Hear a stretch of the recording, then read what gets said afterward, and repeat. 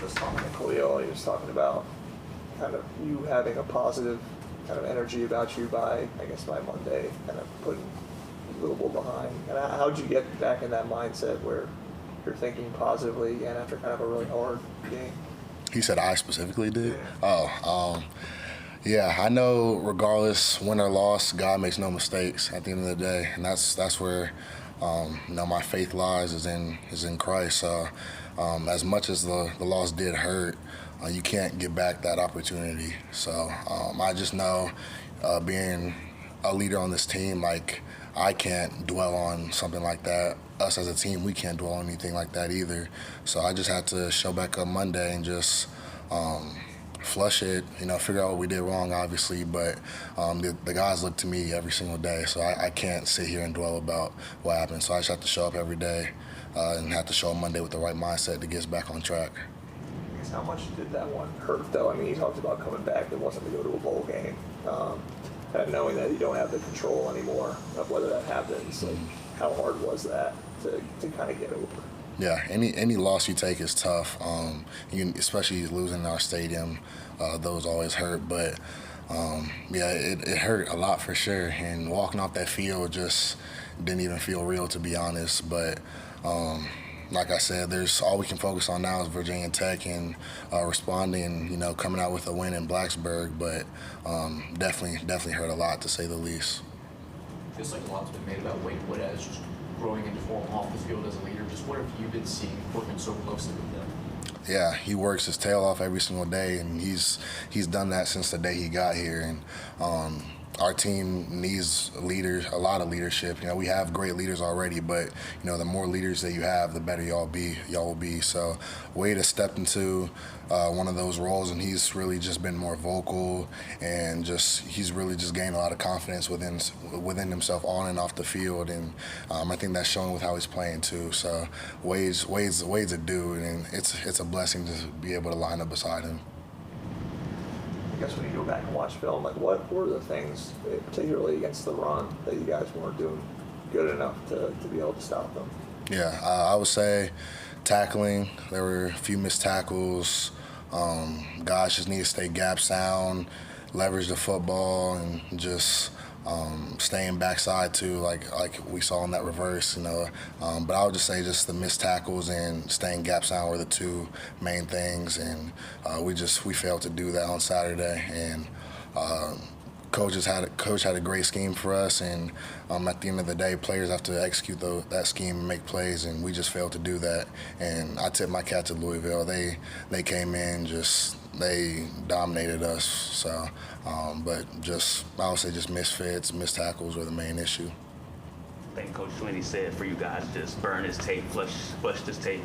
Is that kind of been a defense's mentality entering this week? Just throw that game away, it's an anomaly, just try to move forward. Yeah, I mean, you can't throw it away completely because a lot of teams like to copycat. So I'd expect Virginia Tech and Pitt and the next opponents to do the same stuff that Louisville did. So, I mean, you can't throw it away completely. You have to remember what Louisville did and how they had so much success versus us. So, but Coach Swinney is right. We do have to really put that game to bed and just move forward to Virginia Tech. But, we can't forget about, what got us beat on Saturday. And so we have to just fix those mistakes and move forward.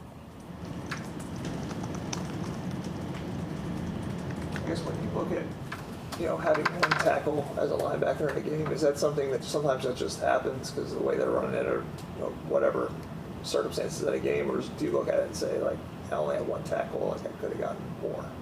Like what's your thought process after that? Yeah, I mean, if it were up to me, I would make every single tackle out there. For me, and I don't want to do too much. I just want to show up every single play, do my job, and I mean, hopefully that results to having a big game. But not every game is going to be one of those games, as we saw on Saturday. So, do I wish I could have done more, and would have done more? Absolutely. And I wish I got a lot of plays back on Saturday, but never happy after you have just one tackle in a game. So. Yeah, I just try to do my job every single play, and whatever that leads to, I mean, I'll live with the results, but never satisfied. Even if I had 15 tackles, I still wouldn't be happy. So that's just my mindset towards that, but definitely not satisfied with having one tackle. Now, we talked a lot about the complementary football aspect and feeding off of each other. Just how hard is it to actually create that, to be able to find those little opportunities, those little moments? How hard is that? Because it sounds easy to say, play complementary football. Yeah. Football is a tough sport as it is, and when your offense goes out there and scores a touchdown, you want to do everything in your power to force a punt so they can go back and score another touchdown, or you get a turnover. So that's the mindset going out onto the field, just get the ball back to the offense. Like you said, it is tough to do. It's easier said than done, but the standard that we try to uphold here every single day, that's what we're expected to do. And we wouldn't be here if we didn't want that challenge every single day, every single time we step out onto the field. So it is tough, but this game is tough and it's not supposed to be easy. So I know we embrace that challenge, and we that's our mindset going out to the field every single day. Just try to get the ball back to our offense, and if we do have to punt, just try to pin them deep. But it is tough to do, but that we embrace it. So that's just the mindset within the team. What makes you confident that this defense will bounce back after what happened? Yeah, I know these guys like the back of my hand, so I know we're made up of the right stuff. We're battle tested, and we've been thrown in the ringer and came out swinging. So we know we have the right guys to be a really good defense. So it's just up to us to go out there and do it at the end of the day. That's what we failed to do. We haven't played like a Clemson defense should play this whole year.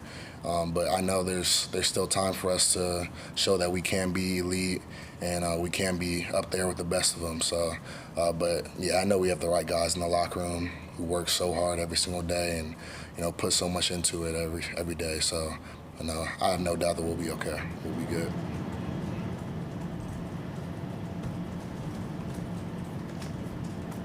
It's just leadership-wise. I think we talked about Wade a little bit, but are there other guys that you've noticed have stepped up, I guess, since the Louisville game?